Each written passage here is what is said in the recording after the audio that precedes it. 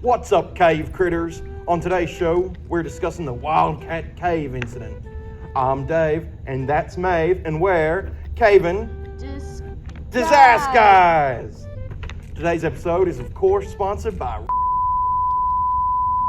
It was October 5th, 1965, and Morris Batsfield was excited for the day. Him and 15 other children from the Methodist Children's Home in Bearwood, Ohio, were headed out on a field trip.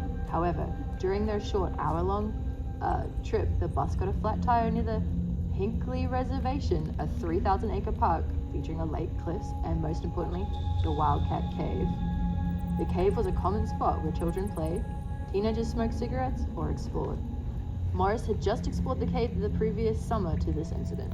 Sounds suspicious. These kids are playing encrypted territory. I can feel it.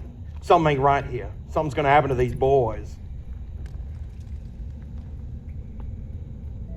After the tire had been fixed, the bus ended up heading to the reservation, planning for the kids to have lunch there. Morris and his friends planned to go to the cave the second they arrived, and so they did.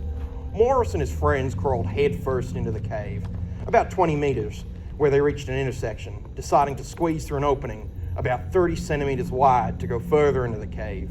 Morris was confident and decided to go first.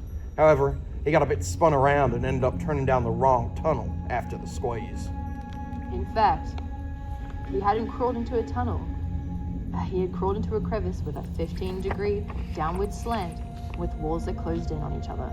By the time he realized his mistake, he was stuck. His arm was pinned underneath himself and he was practically upside down. Morris called to his friends that he was stuck 3 meters below them. His two friends ran for teachers. One of the teachers used a belt as a lasso to try and hook onto Morris's foot to pull him out, but he only ended up wedged tighter. A lasso? Yeehaw, cowboy! That boy is sure as hell stuck in there with some sort of strange force. If the lasso didn't help, those things are state of the art. They called the fire department, who tried to do the same with a rope, only to pull the boy's pants down and then rip his jacket trying to grab him with a hook. Bad enough that he's in a hole, now he's been pantsed. Dear God. It's okay. It's alright. It spread quickly that there was a boy stuck in the cave, and now not only were there emergency responders, but there were also news crews, reporters, locals, and volunteer groups including the Salvation Army and the American Red Cross. A caver named Curtis Peck straight up and suggested a pulley be attached to the roof, but the lasso would not grip hard enough, as all they could grab onto was his ankles. What is that man doing in them caves? I bet he's seen my Bigfoot. Bigfoot lives in the caves, you know. You got Kurt's number there anywhere? No. Do you want to continue the story?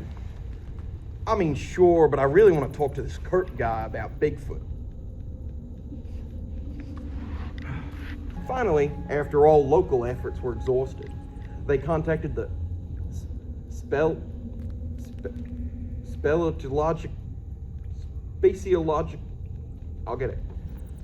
Sportological Society. Sound it out. Speleological. Words. Speleological Society, an organization of caving experts and enthusiasts. Members from the Washington, D.C. branch were flown out the next morning by the U.S. Air Force to help the Ohio branch's members try to rescue Morris. The government is involved? Interesting. They decided that people of small stature should be used to try and get Morris out. Dozens of different people attempted to reach him. One man managed to grab Morris's feet and move him up 15 centimeters. They knew that if someone could get the right grip on Morris, they could get him out. In a town north of Hinckley, a father was driving when he heard the radio urging small and able-aged people to come to the cave and try and help Morris. Oh God, they're gonna get gnomes. They're gonna get gnomes at the cave and they're gonna eat that boy. I don't think they wanted gnomes. Oh hell. The father had a feeling his kids were the ones and drove home and told them to stop getting ready for school and to get in the car. 15-year-old Mike and 12-year-old Jerry were Boy Scouts, familiar with survival and outdoors. The three raced to the cave and got there at 9 a.m., where they found an urgent scene. Morris had lost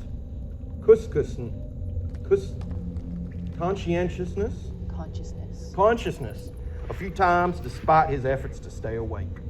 They'd begun pumping oxygen into the crevice he was stuck in, waking him up, but he was not in a good position. Jerry was scared.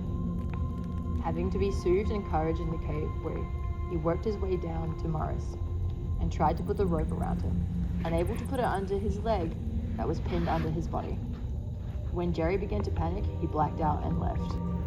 Rightfully so. The damn gnomes are coming.